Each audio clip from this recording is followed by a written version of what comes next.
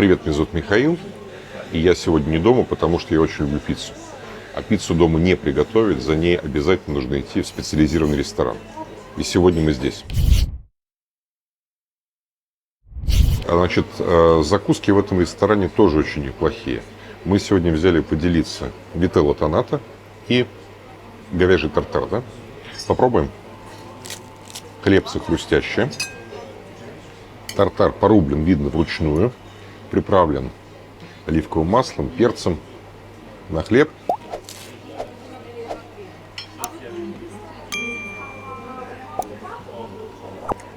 Глоток вина. Мой вердикт. Мясо хорошее, хотя, на мой взгляд, недосолено. И в остальном тартар, как вы знаете, можно сделать дома. То же самое, на самом деле, относится к вителлу тоната. Мясо розовое. Они используют, очевидно, говядину ростбиф. Нежный соус, его немного. Я люблю, когда больше.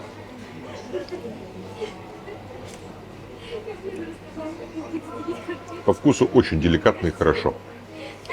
Но опять-таки, это блюдо я тоже готовил, и его приготовить можете вы. Поэтому эти два блюда, они годятся. Я бы советовал пойти в ресторан подобный, чтобы это попробовать, для того, чтобы проверить себя, насколько вы понимаете, что вы делаете дома, да? Потому что это такой бенчмарк, который даст вам понимание о том, что вы готовите. Мое мнение, 3 из 5, это 4 из 5. Это я 100% делаю лучше, это я делаю немножко по-другому. Смотрите, ссылки есть в описании. Значит, мы заказали 2 пиццы. Классическая маргарита и не менее классическая с вареной ветчиной и грибами. Я очень люблю простые вкусы, да. Пицц существует огромное множество, но это считается абсолютной классикой, да. По преданию, она была придумана в Неаполе в конце 19 века, когда тогдашняя королева Италии приезжала в какую-то якобы пиццерию, ей дали несколько пицц, она в итоге выбрала маргариту, и, судя по всему, она выбрала ее потому, что цвета совпадают с национальным флагом, да, белая моцарелла, красный томатный соус и зеленый базилик.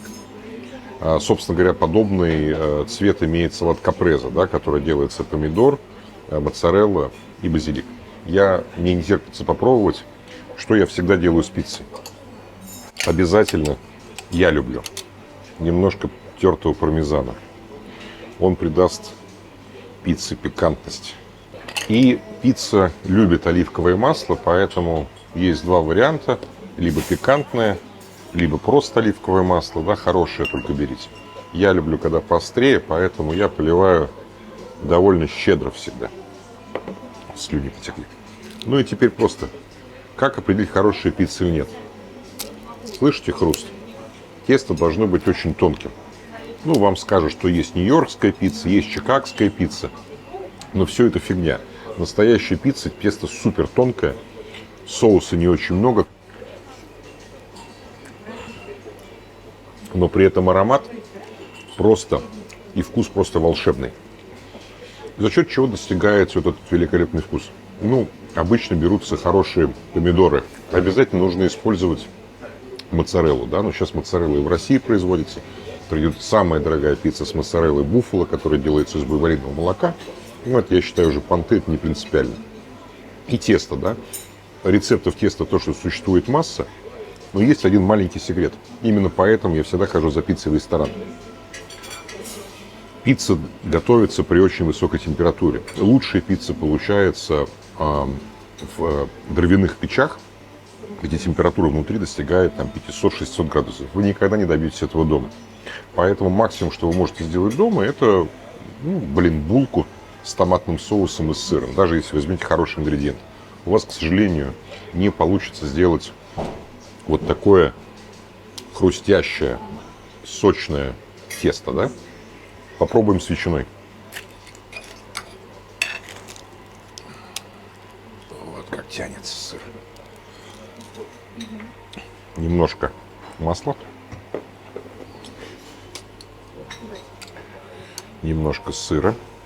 Ветчина должна быть порезана очень тонко. Помидоры здесь шампиньоны, они свежие, они буквально немножко запечены. И это дает тот самый неповторимый вкус, которым славится настоящая правильная итальянская пицца. Я страшно доволен. Еще одна тема, которую не могу обойти стороной. Чем запивать? Кто-то любит пиво. Я лично предпочитаю вино. Ну, скорее красное, потому что здесь довольно острое, пикантное, соленое.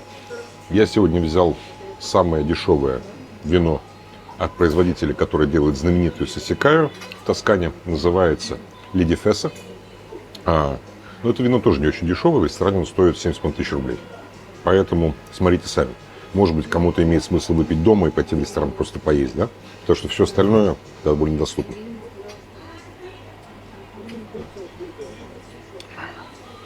Вино терпкое, с приятными танинами, довольно мощное.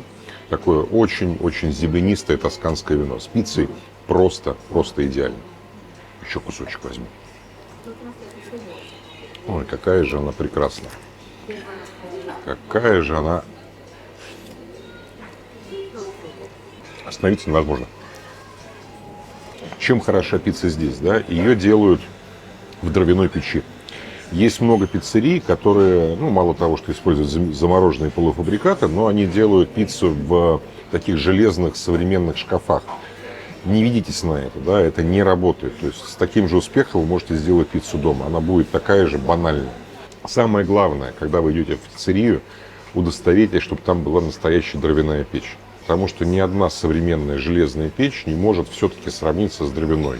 И этот запах дымка, и та температура, которая подвергается при термической обработке, да, продукт, совершенно другой коленкор. Ну что, принесли кофе и чек. Что я могу сказать?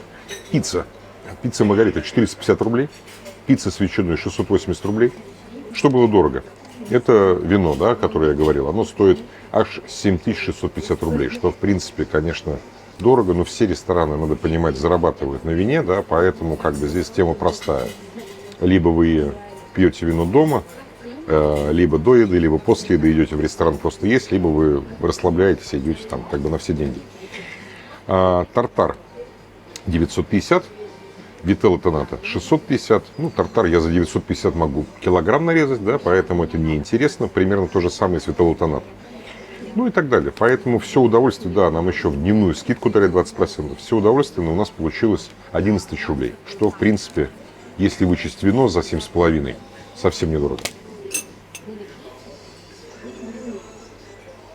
И пока не забыл, подписывайтесь и ставьте лайки, потому что мне же надо за ваш счет, наверное, это оплачивать, не за свой же счет мне это оплачивать.